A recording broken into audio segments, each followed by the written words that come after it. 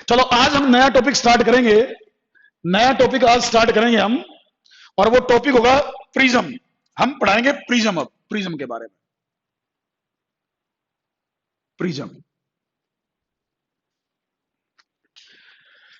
तो next topic हमारा है प्रिज्म। ये भी रिफ्रैक्शन से ही रिलेटेड है, रिफ्रैक्शन से ही रिलेटेड है प्रिज्म भी। तो प्रिज्म हम डिस्कस करेंगे, प्रिज्म के कंसेप्ट से जो भी होंगे। वैसे 10th लेवल पर प्रिज्म बहुत कम लेवल कम दे रखा है, ज्यादा डिटेल में है नहीं प्रिज्म, लेकिन फिर भी जितना भी है वो हम सारा डिस्कस करेंगे। बेटा पहले तो बात आती है व्हाट इज प्रिज्म। पहली बात आती है प्रिज्म किसे कहते हैं। तो पूछा जाता है भाई प्रिज्म किसे कहते हैं, व्हाट इज प्रिज्म। देखो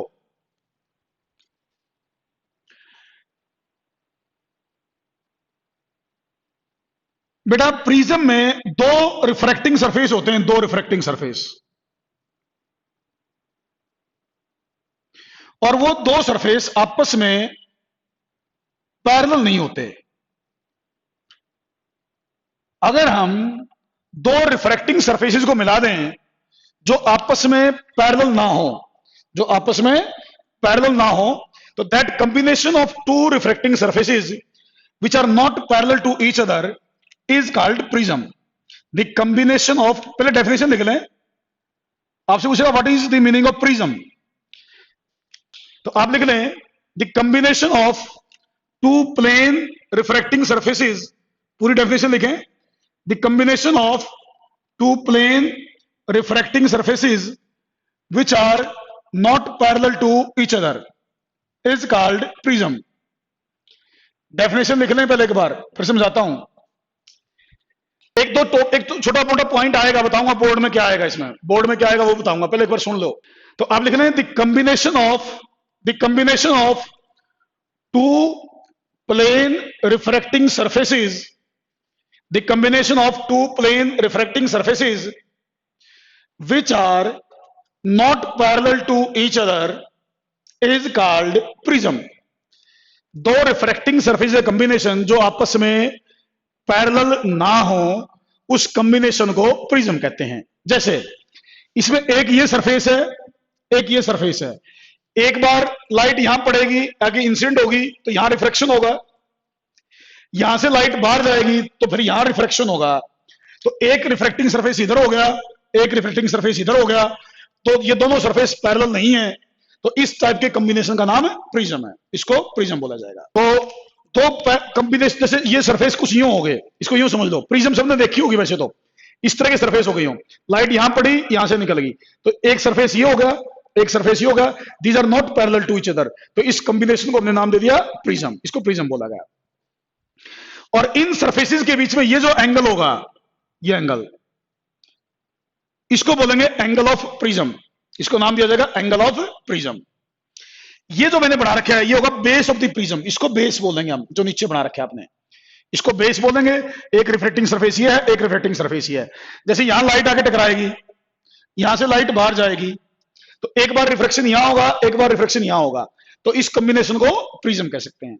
तो आमतौर पर जो स्कूल लेवल पर बात करें हम, तो स्कूल लेवल पर आपको इस तरह की ट्रायंगुलर सी प्रिज्म दिखाई जाती हैं, इसी तरह की प्रिज्म होती है। लेकिन प्रिज्म हमेशा ऐसी हो कोई जरूरी नहीं है, ऐसी प्रिज्म हो हमेशा कोई जरूरी नहीं। कोई भी दो सरफेस जो आपस में पैरेलल ना हो, प्लेन हो, उनके कॉम्बिनेशन को आप प्रिज्म कह सकते हैं।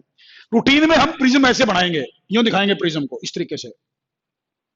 बाकी प्रिज्म तो 3 डायमेंशनल है, ये तो यूं ट्रायंगल सी बना देते, ट्रायंगल नहीं होती प्रिज्म, ऐसी होती 3 डायमेंशनल। आम रूटीन में ऐसे बनाते हैं प्रिज्म को, जैसे लाइट यहां पड़ेगी, यहां से लाइट निकलेगी, ये एंगल ऑफ प्रिज्म हो जाएगा, ये एंगल ऑफ प्रिज्म हो जाएगा। ये नीचे होगा बेस ऑफ द प्रिज्म, एक रिफ्रैक्शन यहां हुआ, एक रिफ्रैक्शन यहां हुआ। अच्छा देखो ये तो प्रिज्म है ही। कोई बच्चे से पूछे कि क्या ये, देखो प्रिज्म का जनरल मतलब क्या था कि दो प्लेन सरफेस जो पैरेलल ना हो उनके कॉम्बिनेशन का नाम प्रिज्म है, तो ये तो प्रिज्म है ही। आपसे पूछे क्या ये प्रिज्म है, क्या ये प्रिज्म है भाई, जैसे इसका नाम मैं ए बी सी डी इसको बोल दूं। आपसे पूछे क्या ये प्रिज्म है, आपसे पूछे क्या ये प्रिज्म है, आप कहेंगे प्रिज्म हो भी सकती है और नहीं भी। मैं कह रहा हूं हो भी सकती है और नहीं भी। अगर लाइट यहां पड़े और यहां से जाए तो प्रिज्म है, इस पर लाइट टकराए और यहां से लाइट निकले तो प्रिज्म है। लेकिन अगर मान लो लाइट इस पर टकराए और इससे निकले, तब प्रिज्म नहीं है। दोबारा सुनो, लाइट इस पर टकराए, यहां से निकले तो प्रिज्म है। लेकिन अगर मान लो इसकी और इसकी बात करूं तो प्रिज्म नहीं है, क्योंकि ये दोनों तो पैरेलल है। मान लो लाइट इस पर टकराए, यहां से बाहर निकले, इससे बाहर निकले, इस सरफेस से, तब तो प्रिज्म नहीं है, क्योंकि ये दोनों पैरेलल हैं। लेकिन अगर ए बी पे टकराए और सी डी से बाहर निकले, ए बी पे टकराए, सी डी से बाहर निकले, देन इट इज प्रिज्म। ये प्रिज्म हो सकती है, ये प्रिज्म नहीं है। ऐसे देखो, आपसे पूछे ये प्रिज्म है,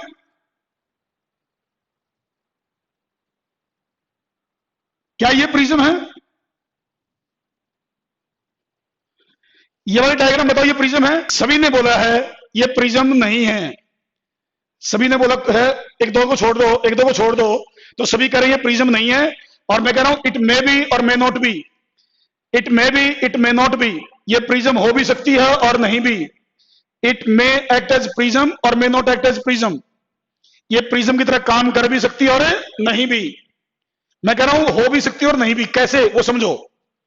देखो, अगर लाइट इस पर टकराए, इससे बाहर जाए, तब तो ये प्रिज्म नहीं है, then it is not prism, अगर ये हो तो। लेकिन अगर मान लो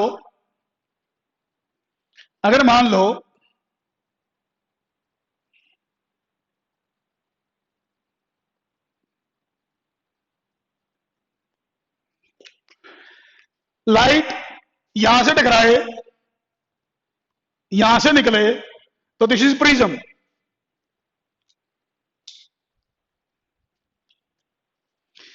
लाइट यहां से टकराए, यहां से निकले, then it will act as prism.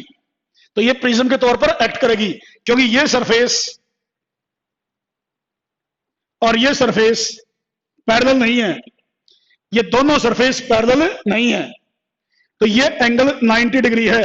इसका ना इस केस में प्रिज्म का काम करेगी, इस केस में प्रिज्म का काम करेगी, बट इस केस में प्रिज्म का काम नहीं करेगी। तो पैरेलल सरफेसेस पर टकरा रही है तो प्रिज्म नहीं है, लेकिन यहां से टकरा के यहां से जा रही है तो ये प्रिज्म का काम करेगी। तो it may act as prism और may not act as prism. तो बच्चे क्या सोचते हैं? देखो, बच्चे आमतौर पर सोचते हैं कि इस तरह की शेप का ही प्रिज्म कहते हैं। आपके स्कूलों में भी बता दिया जाता है, ज्यादातर स्कूलों में भी कहते हैं भी ऐसी होती प्रिज्म। बेटा, प्रिज्म हमेशा ऐसी हो कोई जरूरी नहीं है। प्रिज्म हमेशा ऐसी हो, स्कूलों में पढ़ा देते हैं टीचर्स कि इस तरह की शेप को प्रिज्म कहते हैं। नहीं, जर्नल डेफिनेशन जो है वो मैंने बताया। तो जर्नल डेफिनेशन जो है वो ये है कि दो रिफ्लेक्टिंग सरफेस होने चाहिए और दोनों आपस में पैरेलल ना हो, उस कॉम्बिनेशन का नाम प्रिज्म है, उसको प्रिज्म कहते हैं। अब मेरी बात को सुनो ध्यान से, जो मैं बता रहा हूं वो सुनो। अब अगले 2-3 मिनट कोई क्वेश्चन नहीं लिखेगा, सभी बच्चे मेरी बात को ध्यान से सुनेंगे। अगर आपने कोई क्वेश्चन लिखा है, अब देखो भाई, मैं पहले रिफ्लेक्शन समझाता हूं, रे डायग्राम बनाता हूं। बोर्ड में क्या क्वेश्चन आएगा इस पर? बोर्ड में जैसे यहां लाइट इंसिडेंट हुई, यहां मान लीजिए ये पॉइंट है बी, ये पॉइंट बी है। मैं ये मानूंगा कि बाहर दोनों साइड एयर है। दोनों साइड एयर हो कोई जरूरी नहीं है, आपके लेवल के हिसाब से बोल रहा हूं कि एयर है दोनों साइड। तो ये होगा नॉर्मल, ये नॉर्मल है। ये होगा एंगल ऑफ इंसिडेंस, इसको मैं I1 कह रहा हूं, एंगल ऑफ इंसिडेंस को। तो लाइट जा रही है एयर से ग्लास में, मैं ग्लास की प्रिज्म मान रहा हूं, ग्लास की प्रिज्म। तो लाइट जा रही है rare medium to denser, rare से डेंसर जाएगी तो लाइट टुवर्ड्स नॉर्मल बैंड होगी, टुवर्ड्स नॉर्मल बैंड होगी, नॉर्मल की तरफ मुड़ जाएगी। ये होगा angle of refraction, angle of refraction. अब लाइट दूसरे सरफेस पर टकराई, मान लो ये पॉइंट है सी, ये सी पॉइंट है। यहां मैं नॉर्मल डालता हूं सी पॉइंट पर, यहां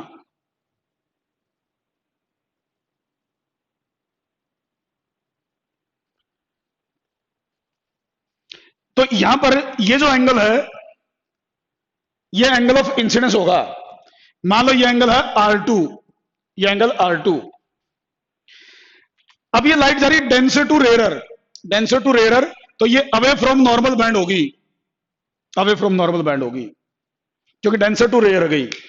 तो ये होगा एंगल ऑफ रिफ्रैक्शन, इसको बोलूंगा मैं I2, I2 angle of refraction. तो ये लाइट इधर से आई, इधर मुड़ गई, इसका मतलब लाइट प्रिज्म के बेस की तरफ बैंड होगी, लाइट प्रिज्म के बेस की तरफ बैंड होगी, तो लाइट के अंदर डेविएशन आ गया इसका मतलब। तो ये जो एंगल है ना I2, कई बार इसको बोलेंगे एंगल ऑफ इमरजेंस। क्या बोलेंगे इसे? Angle of emergence.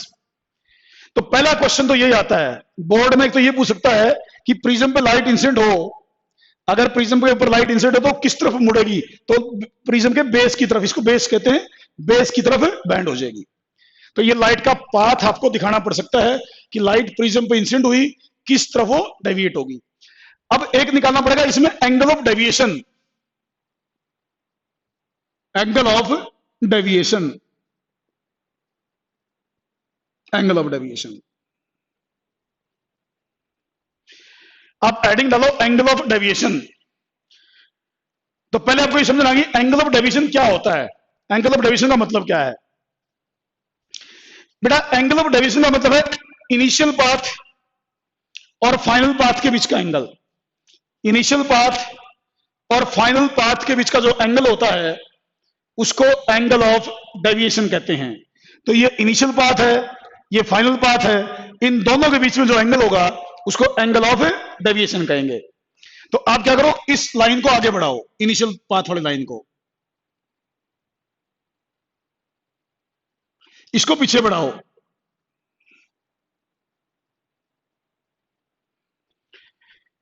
मान लीजिए ये मिली P पॉइंट पर लाइन, ये दोनों लाइन P पॉइंट पर मिली, तो इनके बीच में ये जो एंगल होगा, मैं इस एंगल को बोल देता हूं डेल्टा, डेल्टा।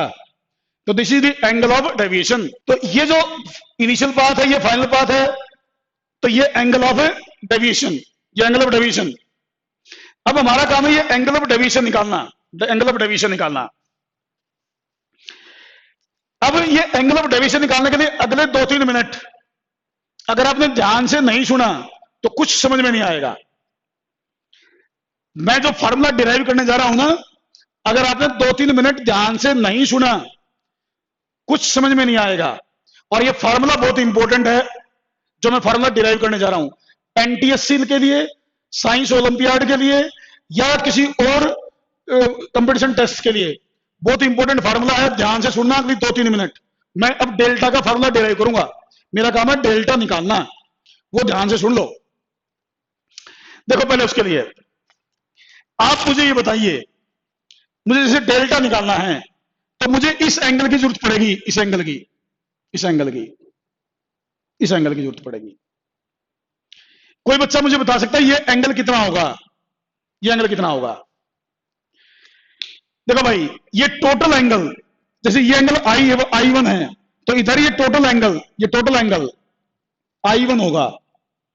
इधर का एंगल I1 है, उधर का टोटल एंगल I1 होगा। लेकिन मुझे टोटल नहीं चाहिए, ऊपर ऊपर वाला चाहिए। तो मेरे हिसाब से ये एंगल होगा I1 minus R1, I1 minus R1। बिल्कुल बच्चों ने लिख दिया है, बच्चों ने लिख दिया I1 माइनस R1 ये एंगल होगा, I1 माइनस R1। ऐसे ही ये एंगल है I2, ये एंगल I2, तो ये टोटल एंगल I2 होगा, ये टोटल एंगल। बट मुझे चाहिए ऊपर ऊपर वाला एंगल, ये एंगल चाहिए, ये एंगल कितना होगा? मेरे हिसाब से होगा I2 minus R2, I2 minus R2। बिल्कुल ये भी लिख दिया बच्चों ने, I2 माइनस R2, इधर वाला एंगल I2 माइनस R2 होगा। लिख लो ये एंगल्स, समझ में आना चाहिए क्या लिखा मैंने। बिल्कुल वेरी गुड, बहुत अच्छे, बहुत अच्छे, वेरी गुड। अब आप ट्रायंगल ले लो, triangle PBC, PBC, triangle PBC, ध्यान से देख लो इधर, ये P, ये B, ये C, ट्रायंगल PBC। आपने एक प्रॉपर्टी पढ़ी है ट्रायंगल की, एक्सटीरियर एंगल। एक्सटीरियर एंगल जो होता है, एक्सटीरियर एंगल, ये जो एक्सटीरियर एंगल है ये दो अपोजिट इंटीरियर एंगल के सम के बराबर होता है। एक्सटीरियर एंगल दो अपोजिट इंटीरियर एंगल के सम के बराबर होता है। तो मैं लिख सकता था delta is equal to I1 minus R1 plus I2 minus R2। ये मैं डेल्टा की वैल्यू यहां से लिख सकता था। एक्सटीरियर एंगल दो अपोजिट इंटीरियर एंगल के सम के बराबर होता है। इसको मैं लिख सकता था I1 plus I2 minus R1 plus R2। मैंने I1 I2 इकट्ठे कर लिए, R1 R2 इकट्ठे कर लिए। अब ये मेरे पास एक इक्वेशन बनी। अभी आंसर नहीं आया, अभी बहुत सारे स्टेप हैं। मैंने कहा ना अगले 2-3 मिनट ध्यान से सुनते जाना है आपको, वरना समझ में नहीं आएगा। अच्छा क्वेश्चन है, ये अच्छा फॉर्मूला है। मैं इसको डायरेक्ट भी बता सकता, लेकिन बच्चे फिर उसको समझ नहीं पाएंगे। तो ये अभी तक मैंने ये लिखा। अब देखो आप, मैं इस पॉइंट का नाम एक बार और रख रहा हूं भाई। एक बार आप ट्रायंगल ले लो, ट्रायंगल BOC, ट्रायंगल BOC। ध्यान से देखो डायग्राम में, ट्रायंगल BOC ये है, BOC ये ट्रायंगल है नीचे। ये मैं थोड़ी सी डार्क बना रहा हूं इसको। ये ट्रायंगल है BOC, ये ट्रायंगल। इस ट्रायंगल में इन तीनों का R1 R2 और O, इन तीनों एंगल का सम 180 डिग्री होगा। ट्रायंगल के तीनों एंगल का सम 180 डिग्री होता है। तो मैं लिख सकता था R1 plus R2 plus angle O is 180 degree. R1 plus R2 plus angle O is 180 degree. कोई डाउट है अभी तक? मैं इस इक्वेशन का नाम 1 रख रहा हूं, इस इक्वेशन का नाम 2 रख रहा हूं। उसके बाद देखो, आप ले लो quadrilateral, quadrilateral ABOC, quadrilateral ABOC ये है ABOC।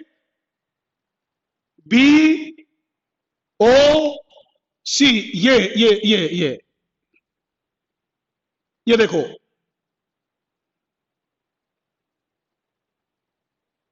इसमें angle A plus angle O, angle A plus angle O, इन दोनों का सम 180 डिग्री, इन दोनों का सम भी 180 degree. Angle A plus angle O, इनका सम 180 डिग्री। अब देखो सेकंड इक्वेशन और थर्ड इक्वेशन से मैं क्या लिख सकता हूं? सेकंड और थर्ड से मैं लिख सकता हूं A plus angle O is equal to R1 plus R2 plus angle O। Second और थर्ड से मैं ये लिख सकता था, ये एंगल O दोनों साइड से कट जाएगा, तो A आ जाएगा R1 प्लस R2। ये आई A की वैल्यू, ये वैल्यू A की आई। एंगल ऑफ प्रिज्म बोलते हैं A को, एंगल ऑफ प्रिज्म। इसका मतलब मैं यहां पर A लिख सकता हूं, यहां पर मैं A लिख सकता हूं। अगर मैं यहां पर A लिख दूं तो डेल्टा का वैल्यू आ जाएगी I1 plus I2 minus A। ये आ गई डेल्टा की वैल्यू, एंगल ऑफ डेविएशन की वैल्यू। तो I1 plus I2 minus A, ये डेल्टा का। अभी आंसर नहीं आया, लेकिन अभी कंप्लीट नहीं हुआ है। ये बताओ मुझे, यहां तक समझ में आया? जितना मैंने करवाया अभी तक समझ में आया? मैं समझ, कुछ बच्चे पूछ रहे मेरे से इनका सम 180 कैसे आया। मैं इस डायग्राम को एक बार यूं बनाता हूं बेटा, यहां देखो, यहां देखो, मैं डायग्राम को इधर बना रहा हूं बेटा। ये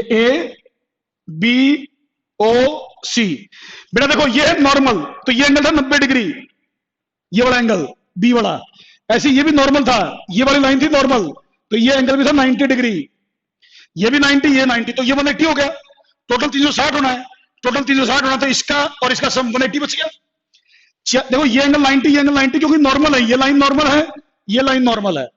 भव्या देख लेना इधर, तो इन दोनों का सम 90 90 180 हो गया। तो इनका कितना बचा? 180, इनका 180।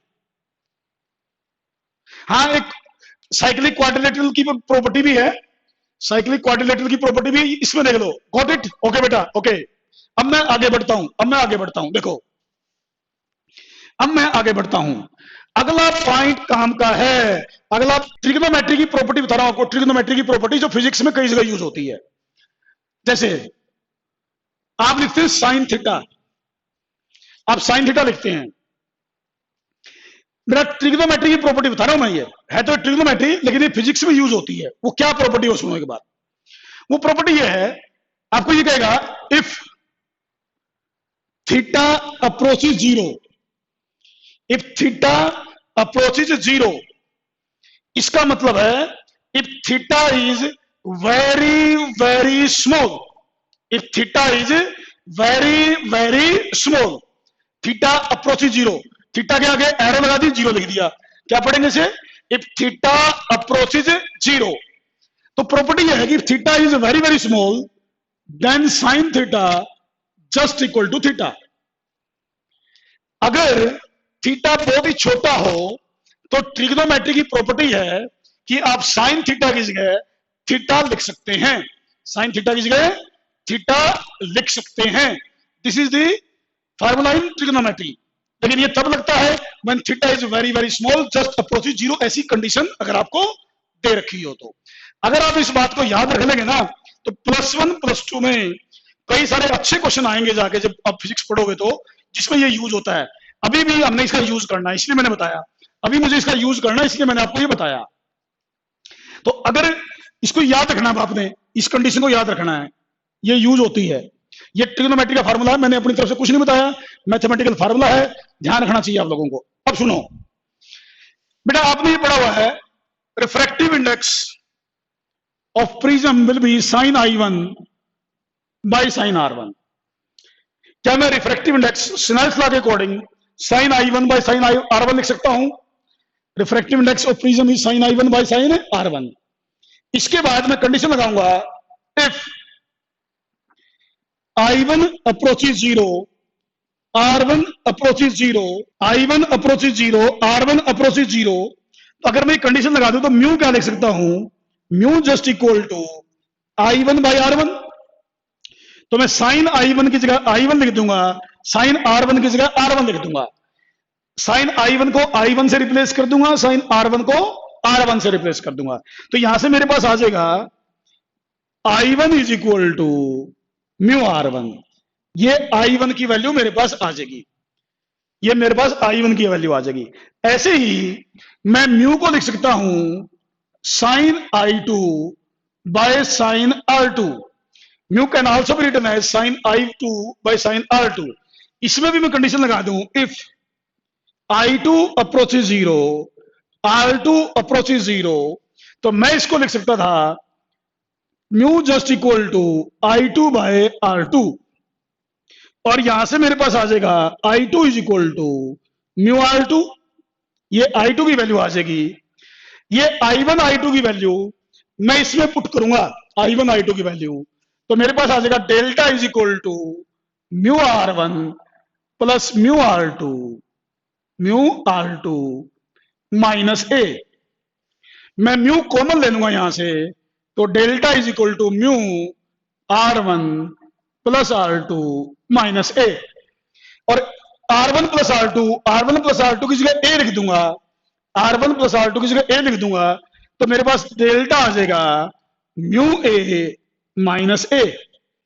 और A में कॉमन ले लूंगा तो डेल्टा मेरे पास आ जाएगा म्यू -1 इंटू A।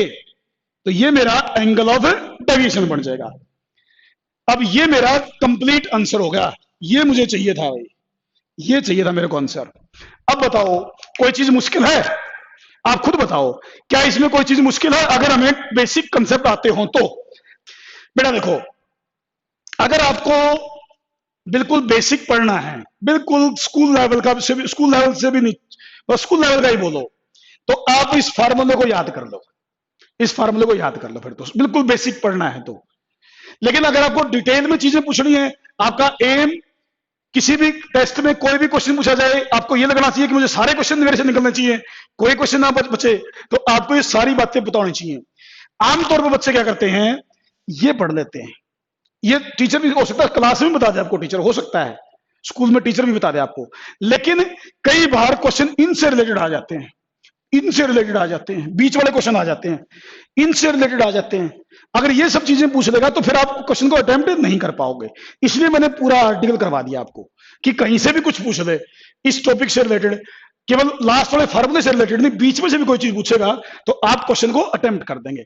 तो ये एंगल ऑफ डेविएशन है। हाँ, ये बात जरूर है, ये बात जरूर है, ज्यादातर थ्योरेटिकल क्वेश्चन इस फार्मूले से रिलेटेड आते हैं, इस फार्मूले से रिलेटेड थ्योरेटिकल क्वेश्चन की बात करूं तो। ठीक है, अब मैं इसके ऊपर डिस्कशन करूंगा, इस फार्मूले के ऊपर। ये म्यू है प्रिज्म का रिफ्रैक्टिव इंडेक्स, ए है एंगल ऑफ प्रिज्म।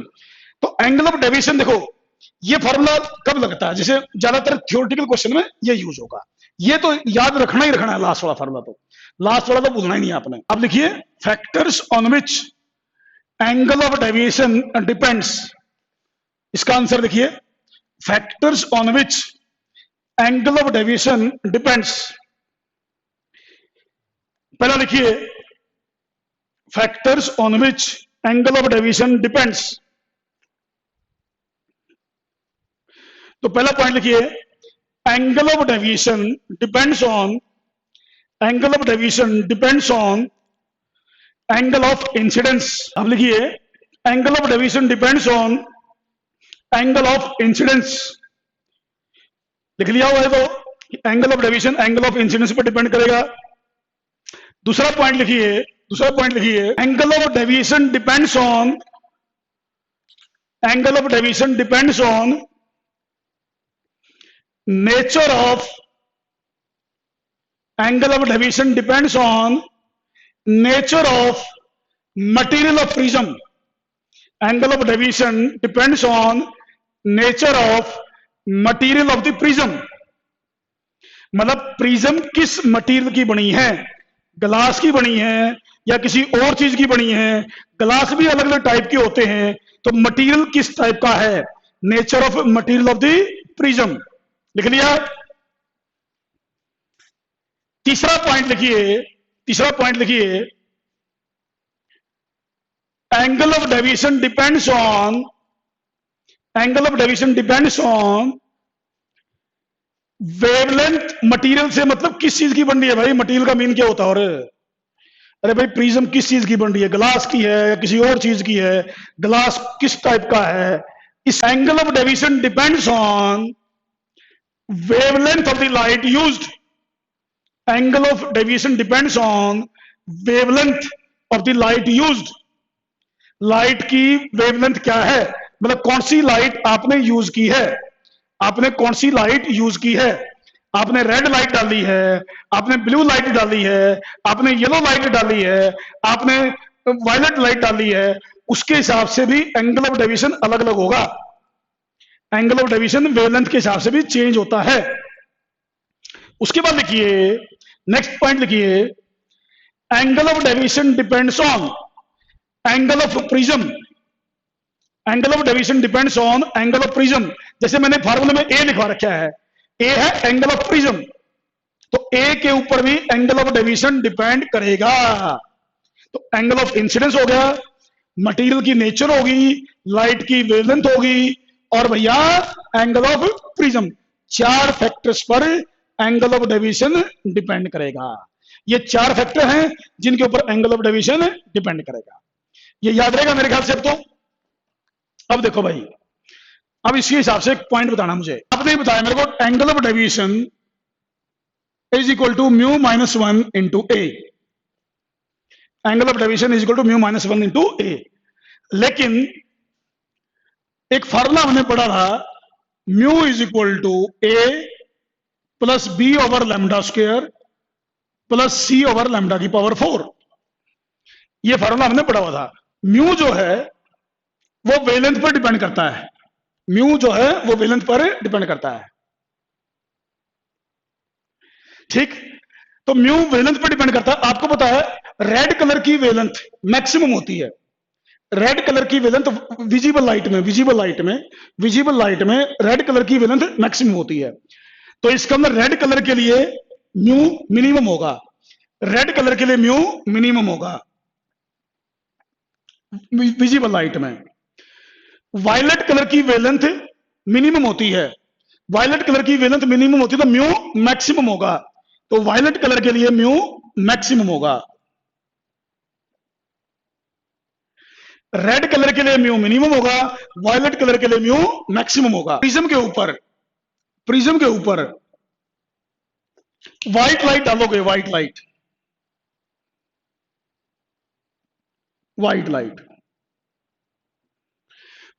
का मतलब कॉम्बिनेशन ऑफ 7 कलर्स, तो हर कलर के लिए म्यू अलग है, अगर म्यू हर एक कलर का अलग है तो डेल्टा भी हर एक कलर का अलग अलग होगा, वायलेट कलर का म्यू मैक्सिमम है, तो डेविएशन वायलेट कलर में मैक्सिमम आएगा, रेड कलर के लिए म्यू मिनिमम है, तो रेड कलर का डेविएशन भी मिनिमम आएगा। तो इस तरीके से जब आप व्हाइट लाइट डालोगे तो अलग अलग कलर अलग अलग एंगल पर डेविएट होंगे,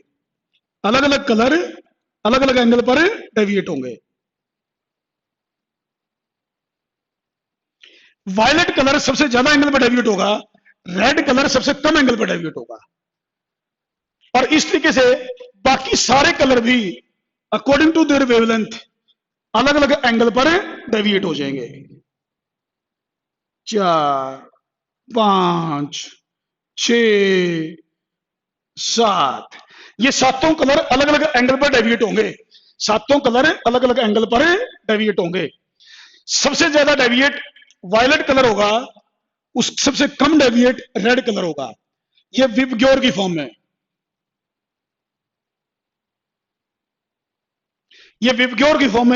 अलग अलग कलर अपनी अलग अलग पोजीशंस एक्वायर कर लेंगे। तो इसका मतलब जब आप व्हाइट लाइट को प्रिज्म पर डालोगे तो व्हाइट लाइट जब प्रिज्म पर डलेगी तो सारे कलर अलग अलग एंगल पर डेविएट हुए, जिसके कारण व्हाइट लाइट अलग अलग कलर में टूट गई, सारे सातों कलर अलग अलग दिखाई देंगे आपको। तो व्हाइट लाइट ये 7 कलर्स में टूट गई, तो ये व्हाइट लाइट का सातों कलर में अलग अलग टूट जाना, स्प्लिट हो जाना, दिस इज कॉल्ड डिस्पर्शन। इसको नाम दिया गया डिस्पर्शन ऑफ लाइट, डिस्पर्शन। तो क्वेश्चन पूछा जाता है what is the meaning of dispersion, dispersion का मीनिंग बताओ। तो जनरल मीनिंग क्या होगा, डिस्पर्स हो जाने का मतलब अलग अलग हो जाना, इकट्ठे थे अलग हो गए, हम कहते हैं डिस्पर्स हो गए, तो वहीं से नाम पड़ेगा डिस्पर्शन। व्हाइट लाइट में सातों कलर इकट्ठे थे, व्हाइट लाइट में 7 कलर इकट्ठे आए, जब हमने प्रिज्म पर डाले तो हर एक के लिए एंगल ऑफ डेविएशन अलग लगाया, हर एक के लिए एंगल ऑफ डेविएशन इसलिए लगाया क्योंकि एंगल ऑफ डेविएशन म्यू पर डिपेंड करता है और म्यू वेवलेंथ पर डिपेंड करती है, तो हर कलर अलग अलग एंगल पर डेविएट हुआ। इसीलिए जब ये लाइट प्रिज्म से निकली तो सब कलर ने अलग अलग पोजीशन एक्वायर कर ली, तो व्हाइट लाइट 7 कलर में टूट गई। हम इस फिनोमेना को डिस्पर्शन ऑफ लाइट कहते हैं, this phenomena is called dispersion of light. सबसे ज्यादा एंगल पर वायलेट डेविएट होगा, सबसे कम एंगल पर रेड होगा, मतलब सबसे नीचे वायलेट होगा, सबसे ऊपर रेड होगा। तो यहां 2 क्वेश्चन पूछे जाएंगे, एक तो आपसे पूछेंगे what is the meaning of dispersion, dispersion का क्या मतलब है। मेरे ख्याल से समझ के डिस्पर्शन का मतलब तो व्हाइट लाइट जब प्रिज्म के थ्रू पास होकर निकलेगी तो वो अपने सातों कलर में अलग अलग टूट जाती है, जिस फिनोमेना को डिस्पर्शन कहते हैं। ये तो है डिस्पर्शन का मतलब। एक आपसे पूछते हैं what is the cause of